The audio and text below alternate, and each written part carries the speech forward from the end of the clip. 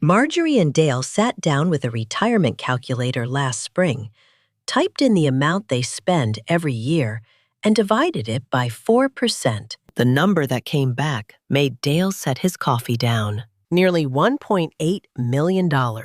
They had $950,000. By that math, they weren't even halfway there. Dale, who'd been quietly counting down to retirement for 2 years, felt the countdown reset to 0. He'd built a whole mental picture around a specific date, a specific last day at the office.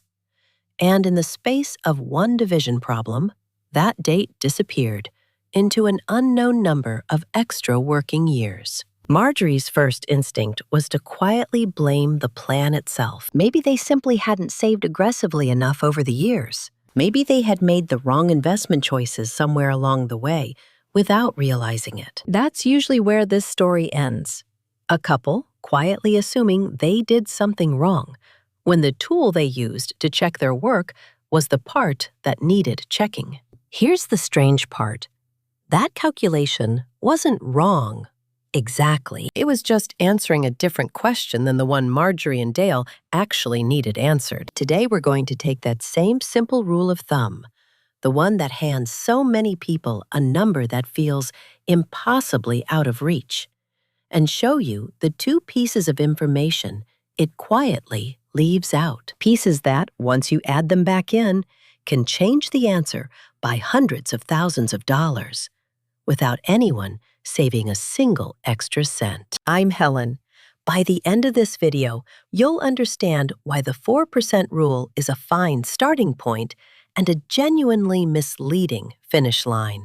And you'll have your own 2-question checklist to find out whether your real number is smaller than the one a basic calculator just handed you. This is general education, not personalized financial advice. Every household's Social Security timing, tax situation, and risk tolerance is different. And the figures ahead are illustrations, not a formula for your own plan. Please review any real retirement decision with a qualified advisor who can see your complete picture. Let's start with where that $1.8 million number actually comes from. The 4% rule assumes your portfolio needs to generate your full spending amount every single year, forever, starting on day 1 of retirement. Take your annual spending, divide by 4%, and that's your number. It's clean. It's conservative, and for a lot of households, it's quietly asking the wrong question. Marjorie and Dale plan to spend about $72,000 a year, but they won't need their portfolio to produce all $72,000 forever. They'll need it to produce that amount for a limited stretch, the years between when they retire and when a second guaranteed source of income shows up. That second source is Social Security. Marjorie and Dale are both 63. If they wait until 67 to claim, avoiding the permanent reduction that comes with claiming early, their combined benefit works out to roughly $45,000 a year. That means their portfolio only has to carry the full weight of retirement for 4 years, not for the rest of their lives. Here's what that actually does to the math. For those first 4 years, yes, the portfolio needs to produce the full $72,000. And that's a genuinely high withdrawal rate, worth taking seriously, not glossing over. But starting in year 5, $45,000 of that budget arrives from Social Security instead, and the portfolio's job shrinks to roughly $27,000 a year. A far gentler ask on a portfolio that's had 4 years to keep growing in the meantime. Run the full picture instead of the flat forever number, and the amount of savings required to support this exact same lifestyle, the same $72,000, the same retirement age, drops substantially compared to what the simple rule produced. For many households in Marjorie and Dale's situation, something close to their actual $950,000 turns out to be workable.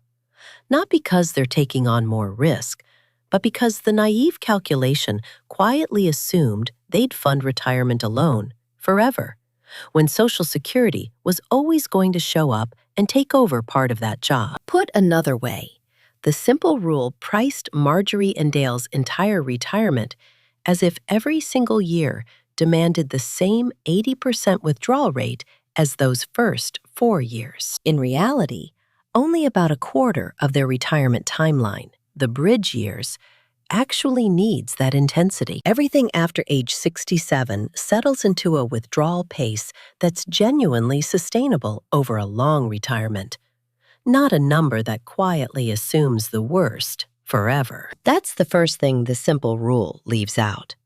It treats every year of retirement as identical, when for most people it isn't. There's a bridge period, and then there's everything after the bridge. Now here's the midpoint twist, because there's a second factor hiding in that calculation, and it has nothing to do with Social Security. The 4% rule also assumes you'll never adjust your spending, not once, in good years or bad. Real retirees don't actually live that way, and pretending they do quietly punishes the plan for a rigidity nobody practices. Suppose Marjorie and Dale build in one honest piece of flexibility, a willingness to trim discretionary spending, the travel budget, the home projects, by a meaningful amount during a genuinely rough market year, letting it recover once markets do. Tested across many different market scenarios, that single piece of flexibility tends to raise the spending a portfolio can sustainably support,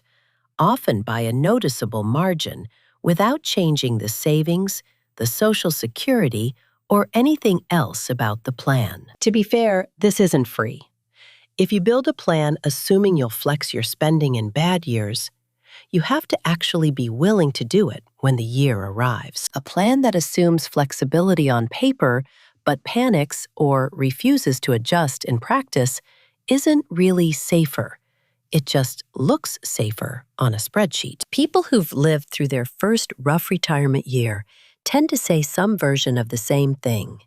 If you can't comfortably trim a few % of spending during a bad market stretch, the plan wasn't really ready, no matter what the account balance says. For Marjorie and Dale, that flexible layer isn't some abstract promise. It's a real specific list.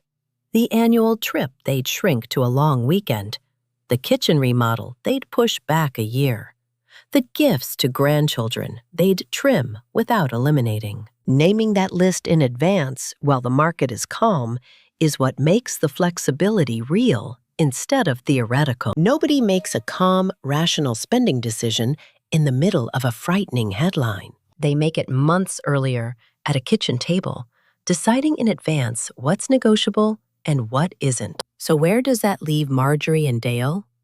Somewhere between the frightening $1.8 million figure and their actual $950,000. Once you account honestly for the bridge period and a realistic amount of spending flexibility, their plan lands close enough to workable that the conversation shifts from, "We need to work 3 more years," to, "We need to make a few specific decisions well."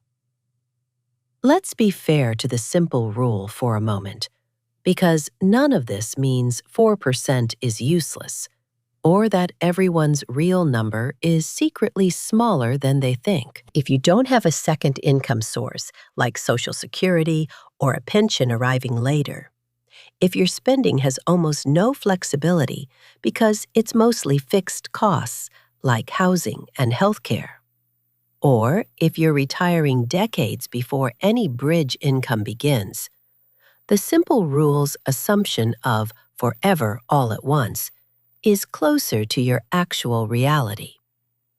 Treating it as conservative rather than wrong is the right instinct in that case. The real skill isn't picking a rule of thumb and trusting it blindly, or throwing it out entirely. It's asking 2 specific questions before you accept any number a calculator hands you. First, does a second income source, Social Security, a pension, even part-time work, arrive at some point after retirement begins? If so, your portfolio may only need to bridge the gap until then, not fund your entire life at full speed from day one. Second, is there a portion of your spending you'd genuinely be willing to trim in a rough year? And have you actually tested how much that flexibility is worth rather than assuming it doesn't count? Answer those honestly, and you may find your real number is meaningfully different from the first one you calculated. In either direction, some households discover they're closer than they thought. Others discover the simple rule was actually too optimistic once real bridge periods and fixed costs get accounted for properly. The point was never to find a smaller number. It was to find your honest number. Notice, too, what these two questions have in common. Neither one asks you to save more, invest differently, or take on more risk. They just ask you to look at information you probably already have.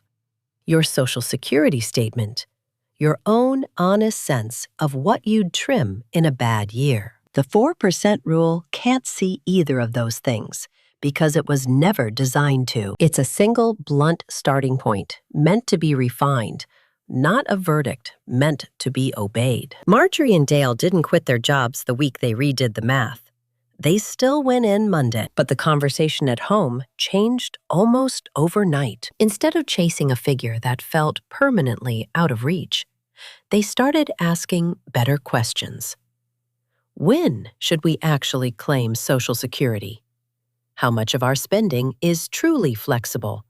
And what does our real bridge period look like? Dale's countdown didn't restart at 0.